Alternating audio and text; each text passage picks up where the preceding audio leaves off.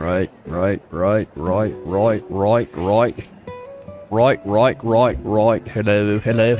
Good morning. It's Mitch from the Lamppost Coffee Shop. How you doing this morning? We're acting a little weird today because we're coming live from the Lamppost Coffee Shop, Austin, Texas. And today we're going to talk about titles up front. That's our word for the day, so hang around next couple of minutes and we'll get to it. We're going to talk about creating a good title for your YouTube video. What can be done?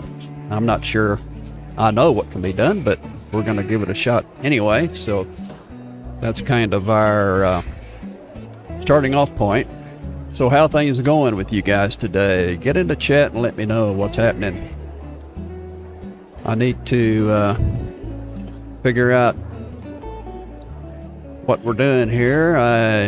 Excuse me just for a second. I've got to go in and pick out a file that I have misplaced. Welcome to live broadcasting. When nothing goes right, when everything can go wrong. Of course. All right, there it is.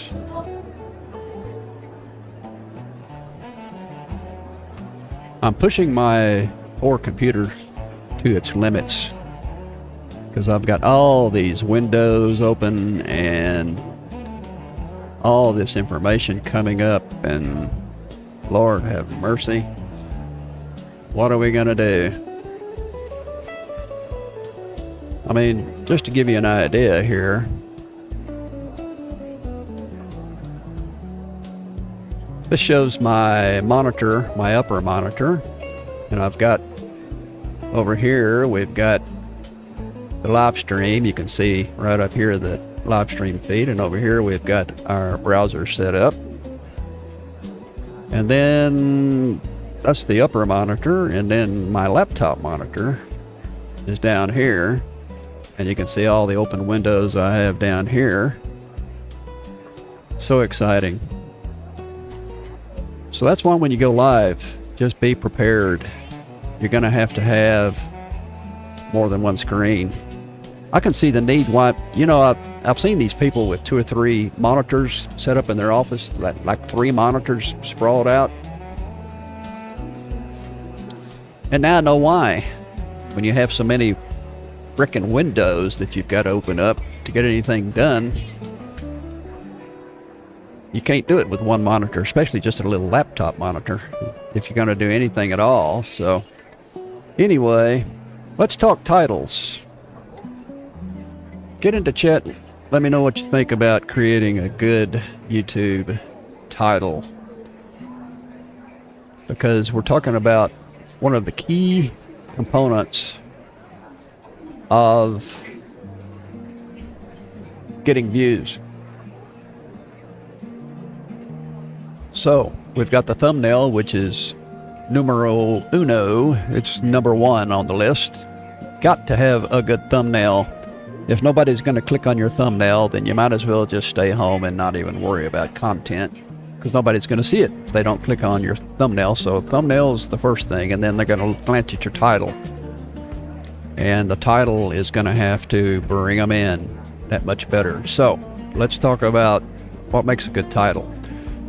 Well, for one thing, the title needs to make it obvious of what your topic is. It needs to be pretty simple. You don't want to get fancy. You don't want to get, sort of creative. Just stay to the basics. This is what the video is about. And it should tie in, of course, to the thumbnail. It's a 1-2 punch. The thumbnail gets the click, they glance at your title, and it should reinforce the thumbnail. So you want to ask yourself, would I click on this? Why would I click on this? When you look at that title, is that title really anything I'm interested in? Is it something that I want to find out about? You want to include some words, probably like maybe how to, why, best. Numbers are good to use, like 5 laws of content creation, which is a video I'm working on now. Put a number in the title is always good. 5 laws, 8 reasons, 10 things I can do, 8 reasons your YouTube channel sucks, that sort of thing. So you want to keep it conversational, probably. Want to keep it simple. So let me know what you think. Get into comments and let me know what you think a title should look like. We've seen titles all over the places. We have been doing our critiques of YouTube channels, and we've seen titles that were very long, some were very short, and some were very complicated, some were very simple. So they're very, they're all over the map when it comes to what people are doing. But as I glance at the browser here, let's look at just a real quick glance at some of these titles here, just as we're going through here. Madame wins New York City. YouTube just changed your channel. Excuse me. YouTube just changed your channel and didn't tell you. That's a title. Here's one. New Antique Roadshow 2024, Antiques Roadshow US, Antiques Roadshow full episodes. How's that for a title? They hit you 3 times with antique. New Antiques Roadshow, Antiques Roadshow, Antiques Roadshow 3 times in the title. Here's one. If you're ambitious but lazy, watch this. If you're ambitious but lazy, watch this, and then in parentheses, method to success. So, titles are all over the map. YouTube Studio now is allowing us to test our titles. You can do an A/B test. You go into YouTube Studio and you give it your 2 titles, and then they will run samples. They will run each title for a day or 2, and you can come back and see which one is working better.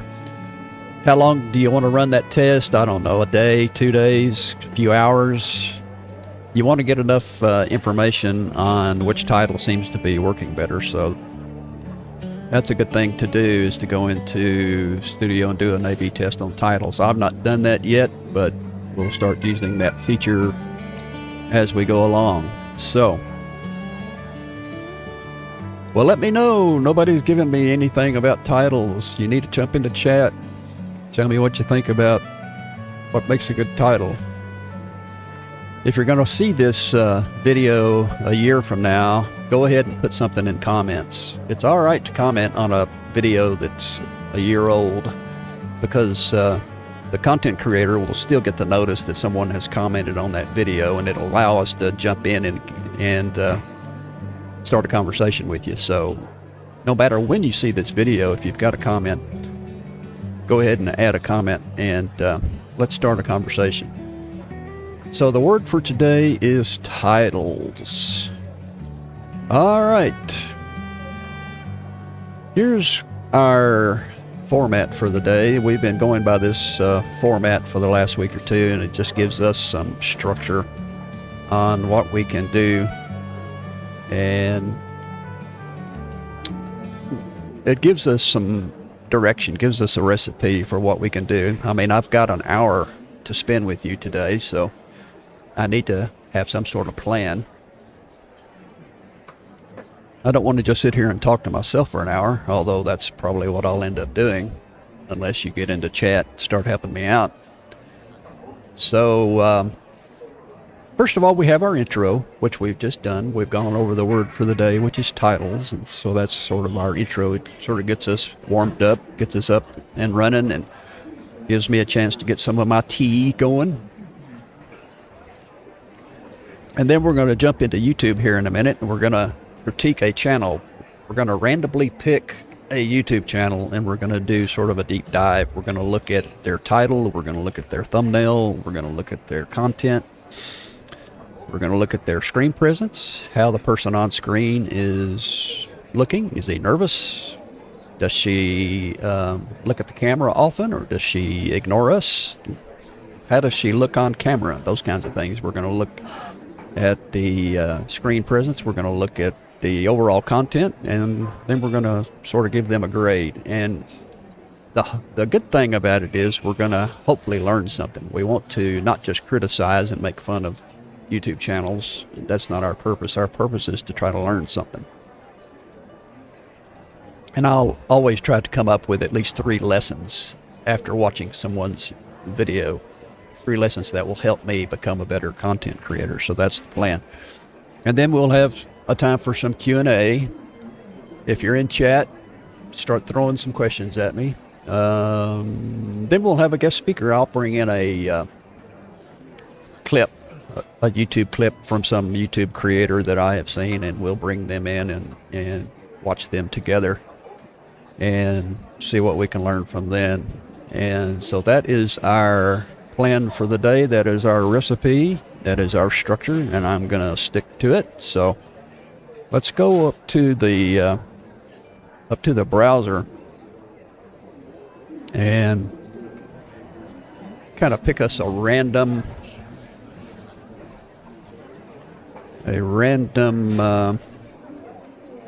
channel to look at. I'll tell you what we'll do. I'm going to bring up my spinner. This is my topic spinner that I created on YouTube. I mean on ChatGPT the other day. And it contains 50 of the most popular search questions people search for on YouTube. And so I'm going to spin it and see what we come up with here. No, we did that one the other day. How to build discipline we've already done. Let's try another one. Music production tutorials. Nah, let's try something else. How about how to create channel brands? I guess that is channel branding.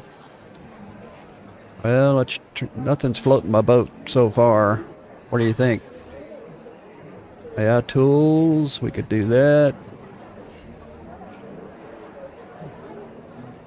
Free AI tools for beginners. Man, I'm striking out. Nothing is floating my boat this morning.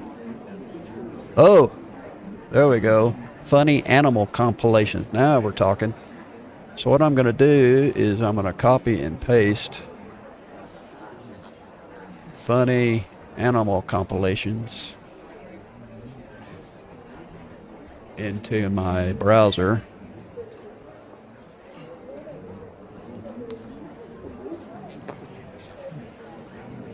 Or if you can come up with some other idea, we can do that. All right, funny animal compilation. Let's see what comes up here. Oh, this will be fun. What we're looking for is someone's channel, someone's YouTube channel.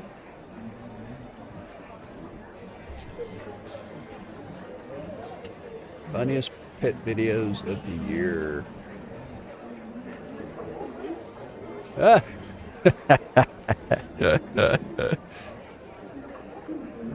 Oh my gosh. I don't know what this is gonna.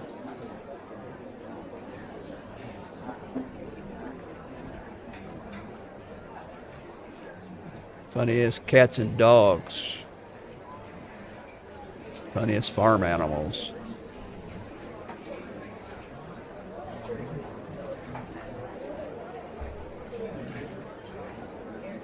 It's a good idea for a channel. You just go through YouTube and pull clips of funny animals doing funny stuff, and then post it. Well, do we want to look at one of these? I don't know if this is good for critique, though. I tell you what, let's go. I'm going to change our search to plumbers. I want to find an individual plumber who's got a YouTube channel so that we can look at it. All right, things to know before you begin your plumbing apprenticeship. Looks like a talking head. Well, let's see. Oh, this is all right. Why don't we try this guy? Plumbers hate this. Plumbers hate this. This guy right here. Let's pull him up. What we want to do is look at his thumbnail, his title. All right, let's look at his thumbnail. There's his thumbnail.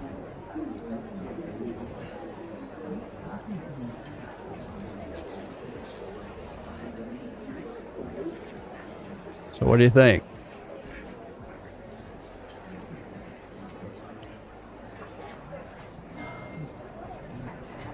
What do you think of his thumbnail? Let's look at it. This is going to be our criteria. We want to give him an A, B, a C, or a D for that thumbnail. What do you think? Is that going to make you click? He's got a picture of him pointing to this. He's asking a question. Bad idea. It's not a bad way to frame a title. I mean a thumbnail. Put a question on your thumbnail.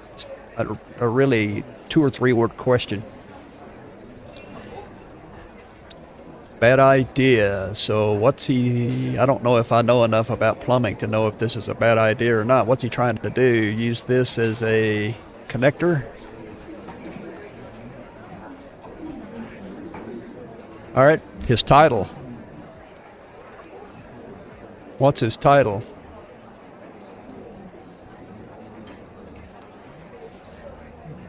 His title is Plumbers Hate This. 3 words with an exclamation point.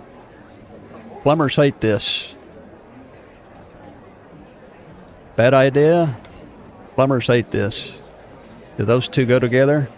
Does it make sense? He's got a thumbnail saying, is this a bad idea? And then his title says, Plumbers Hate This. So, what do you think? Is that going to make me click? Well, we're going to take a look at it and see. I don't know. I kind of like the thumbnail. It's simple, straightforward, communicates. So the thumbnail, I'm going to give him a B on the thumbnail. The title, I'm not so sure how that ties in. He must be doing something right because he's got 1.9 million views. So he's gotten a lot of clicks. So bad idea, plumbers hate this. Well, I guess we won't know until we check his intro. So let's pull him up. What we want to do is look at the thumbnail, title, and intro and see how they all come together. So I'm going to pull him up now. We'll take a look at his video. And the internet says PEX Plumbing is awesome, but I've always... What we want to do is look at his first 20 seconds here. And see, boy, my internet's dragging today. What we want to do is see if in the intro he mentions the title and the thumbnail. If it's a 1, 2, 3 punch, let's see how long it takes before he brings in this dumb idea that plumbers hate. The internet says PEX Plumbing is awesome, but I'm always used to this stuff. In today's video, I'm going to find out if PEX is actually that easy to use and if I can save some money over copper. All right. Excellent, excellent, excellent intro. You'll notice he didn't introduce himself. He didn't say good morning. He didn't say hello. He didn't say how you doing. He got right into the video title and thumbnail and started talking about flex tubing and copper tubing and whether you can use those 2 things together. And that's what the video is going to be about. So, and he's 11 seconds into the video. So give him an A+ on the intro. So the thumbnail, title, and intro are all doing their job. They're all connected. And he's done an excellent job. That's one reason he's got 1 million views on this video. Because he's giving you exactly what he's promised. Next thing we want to look at is his screen presence. How does he look on camera? How does he behave? Is he nervous? Is he confident? Does he look at us? Does he communicate well? That sort of thing. Screen presence. I'm in the middle of fixing up this bathroom in the property that we bought last year. And what started out as a small refresh has turned into this.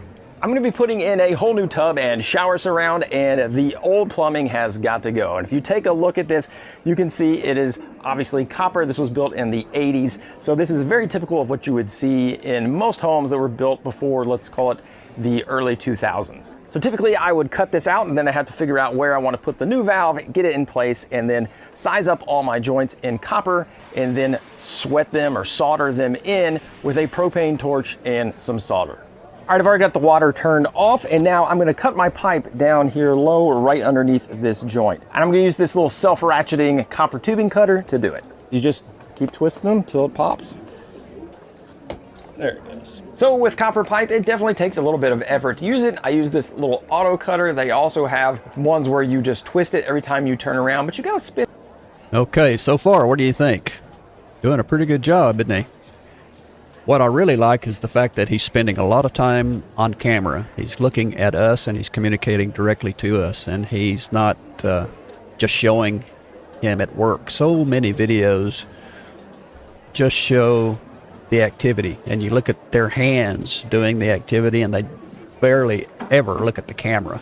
But he is really doing a good job of looking at the camera and keeping us engaged in what he's doing, feeling like we're in that room with him and he's talking to us. Spin that thing around maybe 5 or 6 times. Now on the other hand, this is PEX, and one of the awesome things about it is you can cut it just that easy. So PEX is plastic tubing, and it is a polyethylene cross-linked tubing. That's actually what PEX stands for, polyethylene cross-linked. How could you see him? Because I was inverted. So PEX was actually in. Oh no, he's using B-roll. He's got a Top Gun B-roll clip to support what he's saying, and I'm not real sure that made a lot of sense.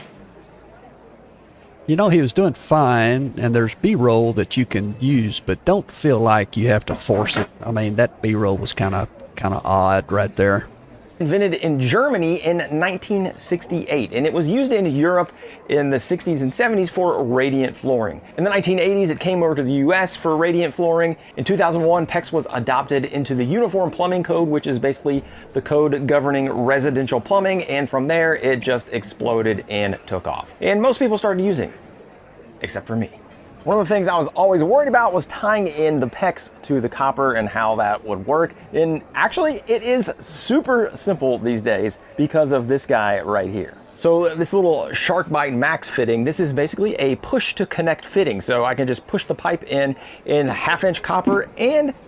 Okay, we're only 2 minutes into the video and he's already showing us what was on the thumbnail. This is the apparatus that was on the thumbnail, and he's connecting these two pieces together, so it's pretty good reinforcement of the thumbnail. And he's 2 minutes in, which is understandable. He could have introduced this a little earlier to reinforce the thumbnail, maybe shown the parts maybe a little earlier, but that's okay.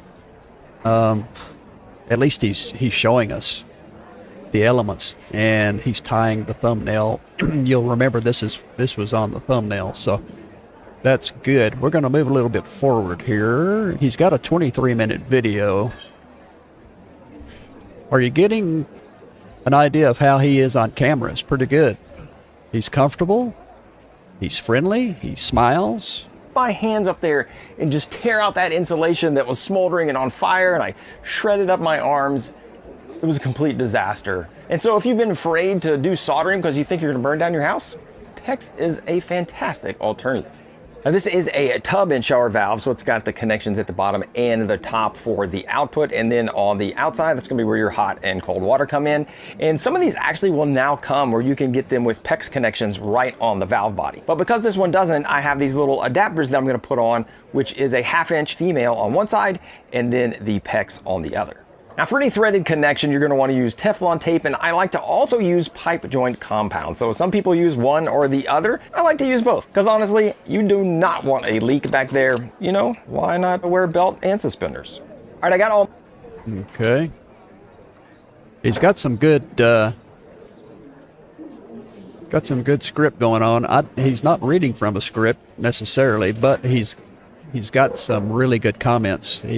And I'm not sure he's making this up on his own, off the top of his head. I think he may have got some bullet points or some script in his mind, or he may be reading from a script. He may be good reading from a script that sounds really conversational. But to come up with these clever clips right off the top of your head, these quips, you know, terms of phrase off the top of your head, makes me think he's written some of this in terms of a script.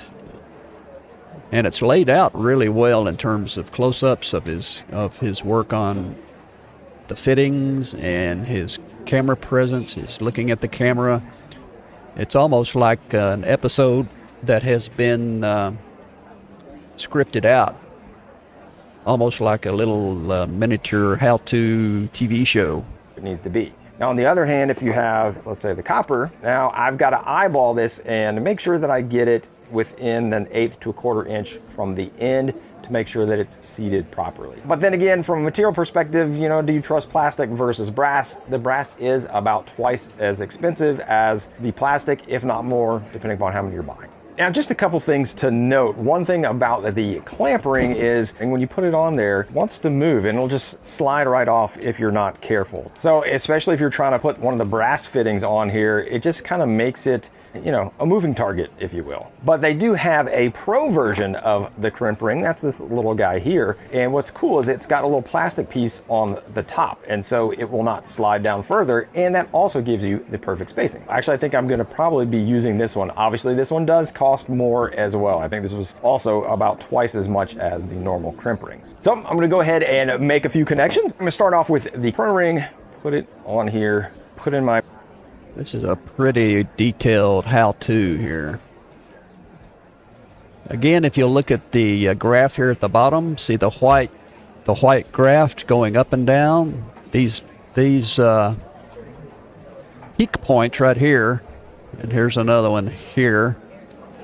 These peak points, this graph shows replays, shows the amount of viewers who have gone back and replayed certain areas, and these peak points show you what parts of the video are the most interesting to viewers, the ones that viewers are paying attention to, these peak points. And so it helps you as a creator know this particular section went over well. If you've got any dips or any periods of time that are really straight lines like this one here, there's a reason that viewers were not needing to come back and look at this again for any reason. I don't see any significant peaks or anything. It looks like he's got a lot of good information going on. So let's move ahead to the 14-minute point and see what he's up to here. We're 15 minutes into the video. And while I'm making these connections, let's talk about another water-related topic. That's the sponsor of today's video, Element. Element is an electrolyte drink that... Okay, so he's got a sponsor. Doesn't really have anything to do with plumbing. It's a nutritious drink sponsor. But, you know, it's all right. So he has an ad, a sponsor ad, inside the video. Oh, we got us a music montage. That's another variety element here. I can put in the tub spout, and I just have shark bite here and shark bite there. So I'm gonna put this in place, measure it, and then add 2 inches, which will be enough for the little stub out. 9.5, so I'll cut an 11.5 inch piece, connect it, and then nail it in.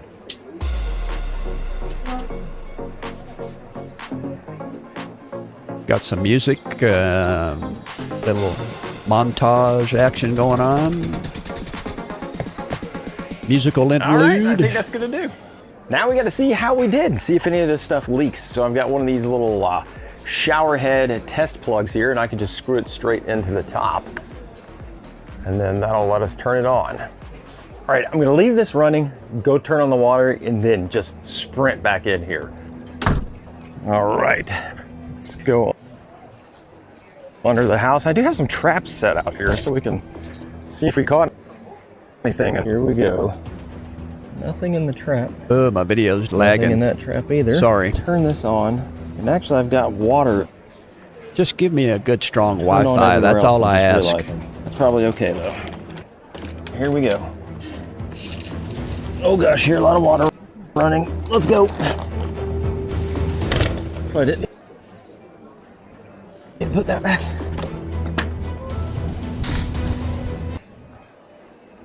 Oh, come on. No. Come on. Leaks. Look at that. All right, we're going to move on ahead here. This is really dragging. My stream connection says excellent connection, though, so I don't know what's going on.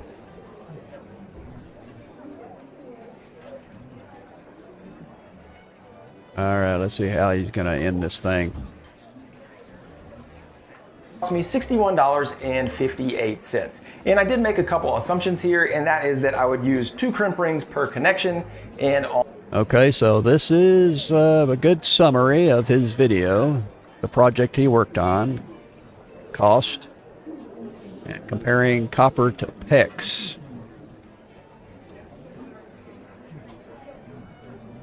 So, looks like going the PEX route's cheaper, huh? On the soldering side, I would use 1 inch of solder for each connection. So if I had done this in copper, it would have been $79.36, which is almost $18 more, and that is 29% more. And you can see most of that comes from the extra cost of copper piping versus the PEX tubing.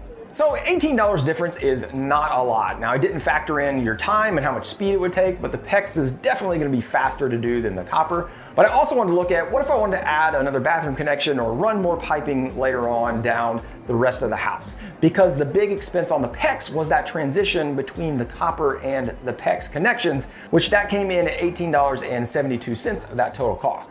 So I made another assumption. Let's just say I ran 10 more feet of pipe, so 20 feet of pipe and 20 feet of PEX tubing in total. And now you can start to see that the PEX is really a lot cheaper. And so here we would just need a T-fitting versus a coupler because we'd be tapping into the PEX we already did. Okay. So $57.66. Anybody out there know what a T-fitting is? An is? additional 20 feet of PEX with all the same connections for the shower. I don't. But on the copper side, Okay. that runs in at $111. He's fixing to wrap it up here. So that is almost twice as much money on the copper side. So PEX for sure is going to save you money, especially if you're doing a lot of long runs. If you have any great PEX tips or just think I screwed something up, leave a comment down below to let me know. If you want to see the whole. Okay, so this is the way he's ended. And and notice over here, these end screens here to take us to another video. So at the end of your video, in order to keep people on your channel, be sure you add these end screens. See if you can see my mouse. Add these end screens, these links to more videos. All right, so let's give him an overall grade here. You've seen the content, you've seen his screen presence. I think he's pretty good. Content, a lot of content in 20 minutes, boy. That project was pretty detailed. You can squeeze in a lot of info in 20 minutes. The filming was really done well. He obviously has probably somebody operating the camera and doing the editing. It's really good. He's got some variety. So overall, we're going to give this guy, the thumbnail, title, and intro were all excellent. I think we're going to give him an A. What do you think? Let me know what you think in the comments.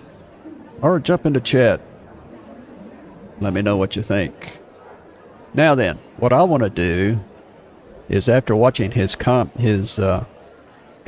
there, I want to try to come up with 3 quick lessons that I can take away from that video.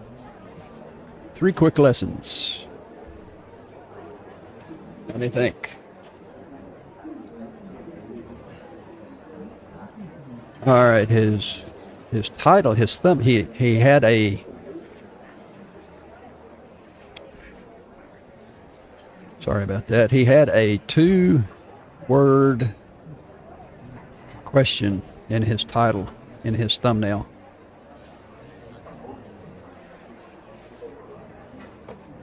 In his thumbnail. So that's a good thing to do. That's something I might need to try to accomplish here in some of my future thumbnails, is come up with a 2 or 3 word question in the thumbnail. Something like, why would I do this? Or why this? Or this sucks, or something like that. Make some sort of a 2-word question or comment in the thumbnail, because that engages a viewer. If they're scrolling through all these thumbnails and they come upon a 2 or 3 word question, they're going to stop. I think it's probably human nature when you see that question mark to stop. So that's not a bad lesson to learn. Second thing is variety in his content. He had close-ups of himself.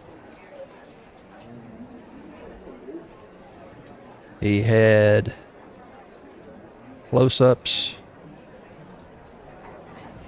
when he was demoing the setups and the tools and showing really good strong close-ups of putting things together. What else? What else did he do to shake things up? He had some music montage. He had some music in there. There was a couple of places where he did a little musical montage showing the work being done. What else? He made a good use of graphics there at the end when he brought up those charts showing the summary of the costs. What else? He did have some B-roll, but he could have done without it. I'm not sure he needed it. So in terms of variety in our content, we want to think of this idea of breaking up the pattern. Look at your content, and do you see yourself in terms of creating the content? Do you see a pattern in your content? Is it the same old pattern thing going? I mean, is it 15 minutes of the same thing going over and over and over again in terms of pattern? What can you do to break the pattern with variety? All these different elements here. All right. I've got to come up with a third lesson. What else can I learn? Well, let's see. His title and thumbnail were good. His intro was good. His strong intro. I really do need to concentrate on my intros and getting right into the meat of the video. You don't need to introduce yourself. You don't need to talk about the weather. Just get right into what you've promised on the thumbnail and the title. So, I'm going to make a commitment to myself. The next video I make, I'm going to get right into the intro, get right into the meat of the video, not introduce myself, not do any of that stuff. It's a waste of time in the first 10 seconds. I mean, he did it in 10 seconds. He got right into the meat of the video and reinforced the title and the thumbnail. So, good stuff. That's what is good about looking at YouTube channels and critiquing them. We can learn a lot from just looking at YouTube channels and critiquing them, going through and doing a deep dive, kind of studying what people are doing. Well, how are we doing on our menu for the day? That was our YouTube critique. Do we have time for a question and answer? How are we doing on time? Doing good so far. All right, let's go through a couple of questions here. See what we can come up with. All right. How often should I post to grow faster on YouTube? How often? So what do you think? Well, it's a good question. I guess it depends on the type of content. If you're doing shorts, you ought to be churning those shorts out much quicker than long form. If you're doing sophisticated, detailed long form, then maybe once every 2 weeks is all you can do. The video we just watched was pretty well done, pretty well produced. It had a really good,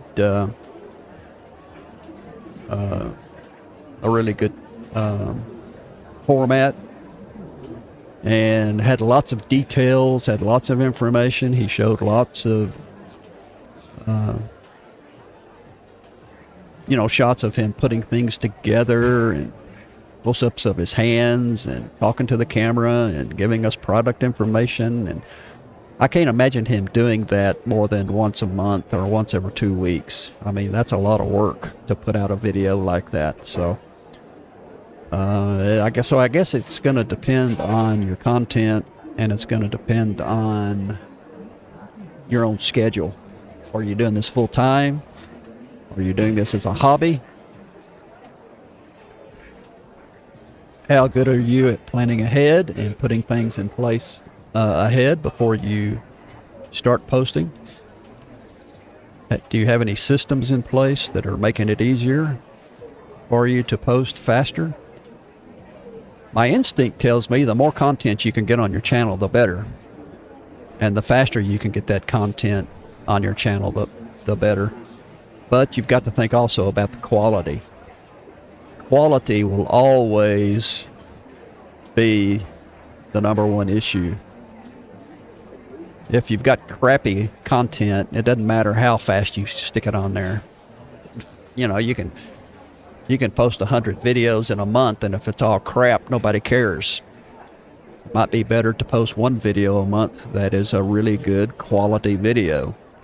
So think in terms of quality, and we're not talking about perfection because nothing's ever going to be perfect. So there's going to be a balancing act going on. You're going to have to balance quality with speed.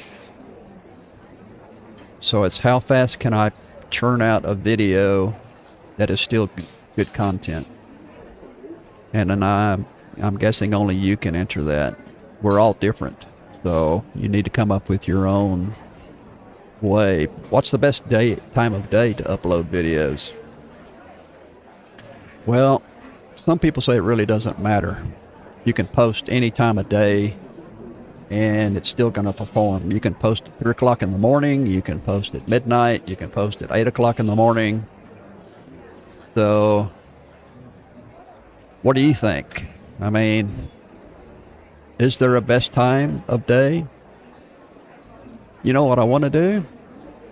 Just for the heck of it, I want to go into ChatGPT and see what ChatGPT says. What's the best time of day to post videos on YouTube?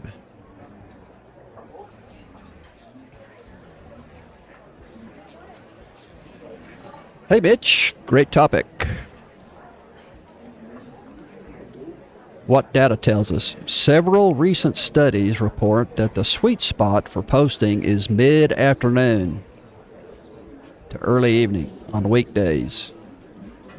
Okay, mid-afternoon to early evening on weekdays, because that's when people finish work, school, and are settling in to content consumption.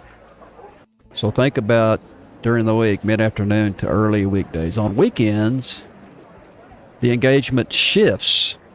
So think about weekends here. Some research suggests early afternoon around 12 to 3 p.m. is best. Our research notes that the indexing time matters. Uploading a few hours before the peak viewing time gives the algorithm time to rank your video. So a 2 to 4 p.m. upload aiming for a 5 to 7 p.m. viewing surge can make sense. All right. So think in terms of the peak time and uploading a couple hours before then. Worst performing slots tend to be very early morning or late at night. So now this is some recommendations for my channel. This is my channel, what ChatGPT knows me. He knows what I'm doing. He knows a lot of the projects I'm working on, and so he's given me some advice here. Peak a weekday for your main uploads. Upload around 3 to 5 p.m. On weekends, noon to 2. And then track your channel's analytics. So, what's the best time of day to upload videos? Well, according to ChatGPT, it looks like you want to avoid early mornings and late nights, and during the week, you want to look for the afternoons when people are getting off school and finishing up work. Early evenings, right before dinner, when people are surfing the internet. All right, how do I know what my audience wants to see? Well, what do you think?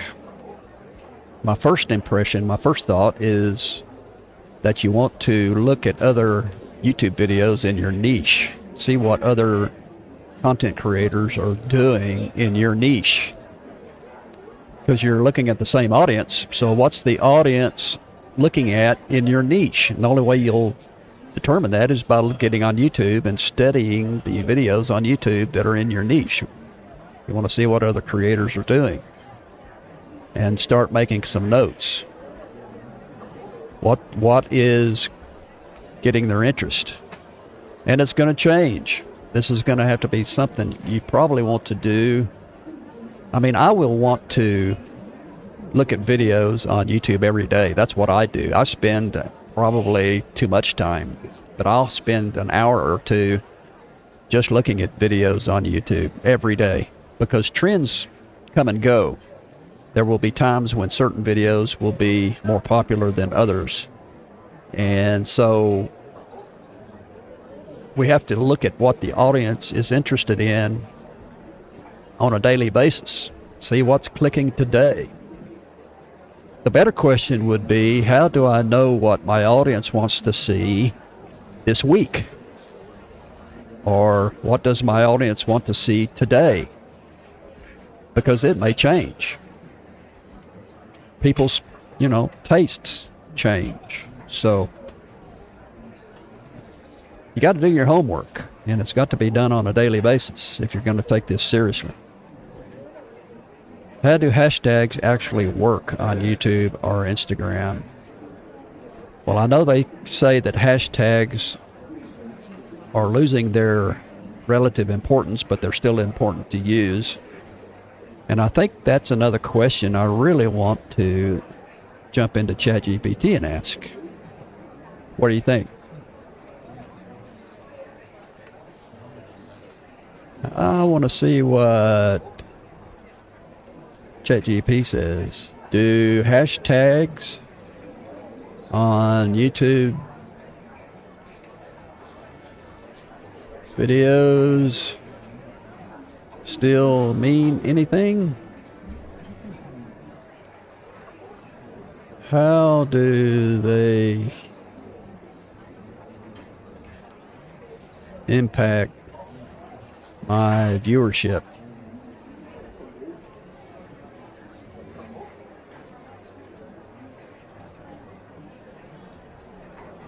All right.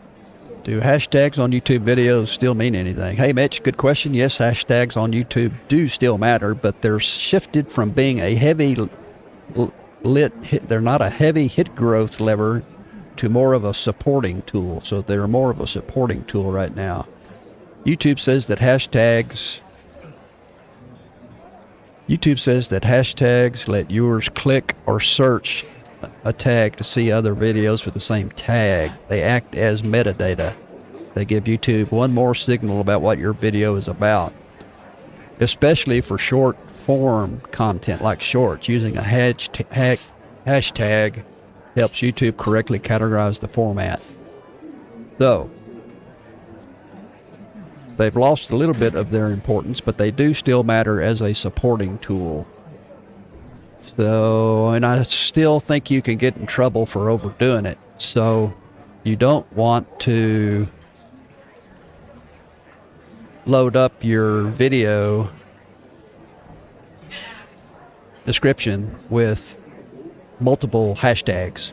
Keep them under control, because slamming hashtags will get you in trouble. YouTube does not like you filling up your description with hashtags, 100 hashtags. You can do too much. So I would think a dozen or so hashtags would be fine and still usable. So, all right. What do you think? Let me know. Get into chat. Let me know what you think. Well, let's see. We're making our way through our day here. How we doing on time? Let's run down to our speaker. Let's see what our guest speaker has to say today. I came across this guy yesterday, and he's going to give us some advice here on how to grow our channel from his point of view.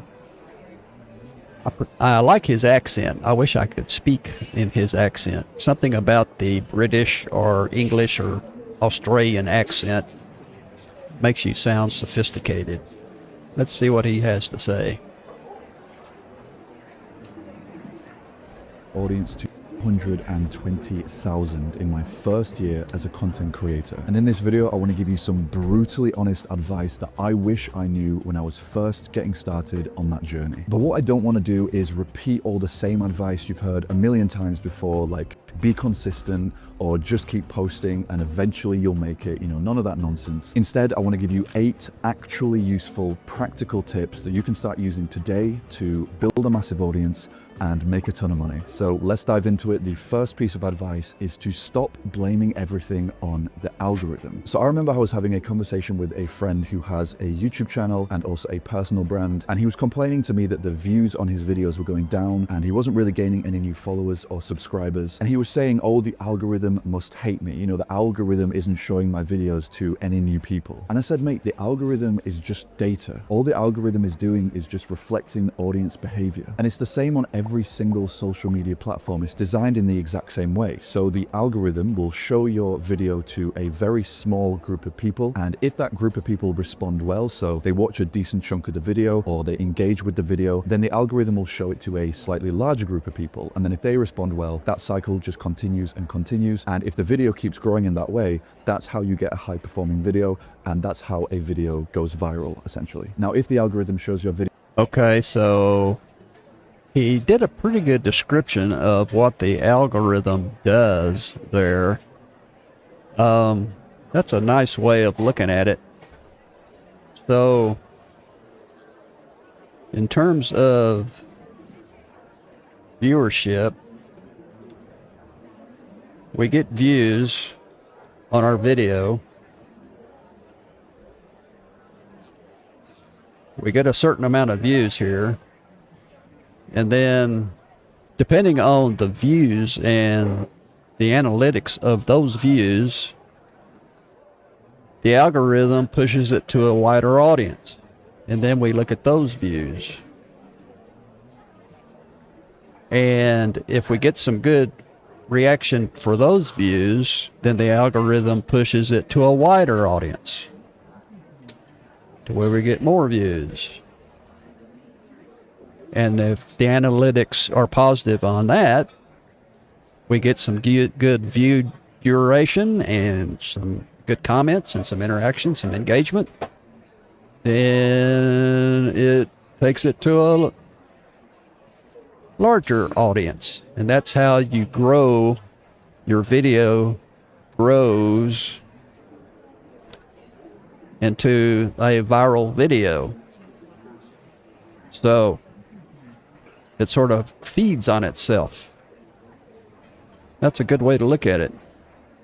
To that small group of people, and they all click away from the video, or they don't even click onto the video in the first place, YouTube is going to deem that video to be low quality, and it has no reason to show it to anyone else on the platform. So let's take YouTube for example. If your YouTube channel isn't getting many views, it's not because this mystical, all-powerful algorithm suddenly woke up one day and decided it doesn't like you. It literally means one of three things. So number one, either nobody is clicking onto your videos in the first place, which means you maybe have a branding issue, so your title and thumbnail isn't compelling, or the topic of the video just isn't really that interesting. Or number two, people are clicking onto your video, but they're not watching very much of the video, so they're clicking straight off, which means you have probably a weak or uninteresting hook. Or number three, it is possible that you're such a new channel that the algorithm hasn't really figured out who to show your videos to in the first place, which is why you'll hear that very common advice that you need to make at least 50 videos before you even start worrying about views and subscribers. So the Okay, do you guys agree with that?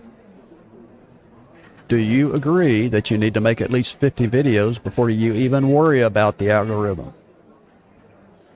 That's probably about right. So many YouTube creators, when they first start out, get so discouraged about not getting views and about the analytics, and they get so upset why I've been doing this for 6 months and I'm getting no views. And then you go look at their content and you look on their YouTube channel and they've got 3 videos. And I'm going, well, no wonder you don't have any views. You've only got 3 videos. No wonder you're not doing very good. No wonder your channel is failing. You've only got 3 videos.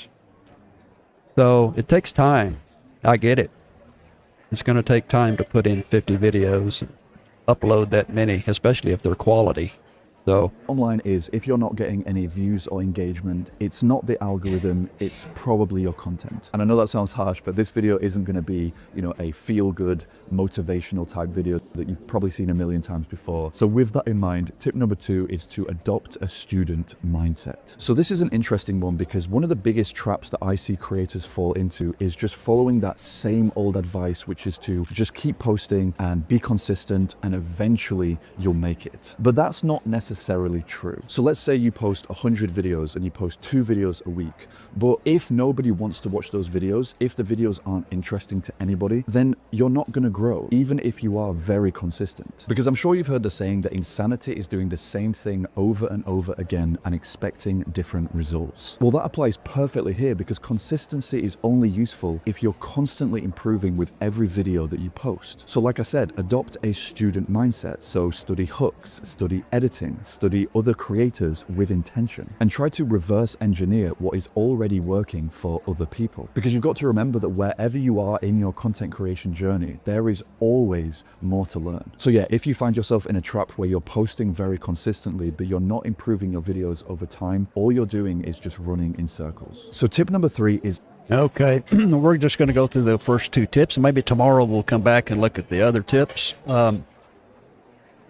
One thing I noticed about watching him and his presentation here is that coffee mug he's holding. He never takes a drink out of it. It's a prop. I think it's a way of keeping his hands busy. He probably understands that we tend to talk with our hands, and our hands can become a distraction.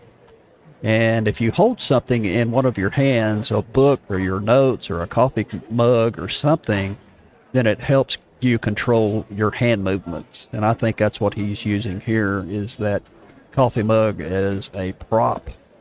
Because I know he's not taking a drink out of it. So I don't know if it's a distraction or not, but it's probably better than having him wave his hands all over the place. So having said that, so far, I like what he has had to say. Pretty good tips. So, what do you think? Was he doing a good job? Was that information helpful? Well, I do thank you for being with us today. Looks like It's been about an hour. Let's see, I've been streaming an hour and 1 minute. So we're right on time. It's time for me to say adios, amigos. We will see you tomorrow. I'll be back here tomorrow morning, Thursday, November the 6th, 9 o'clock a.m. Central Standard Time, live from the Lamppost Coffee Shop, Austin, Texas. If you have any comments or any questions, let me know.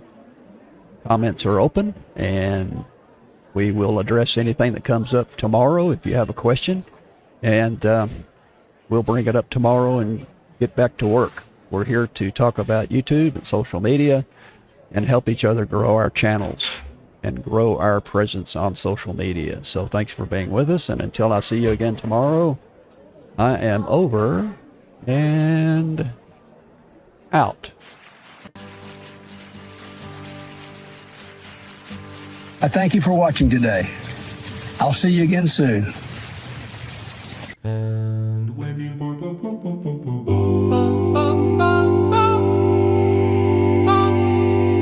ba-da-ba-da-ba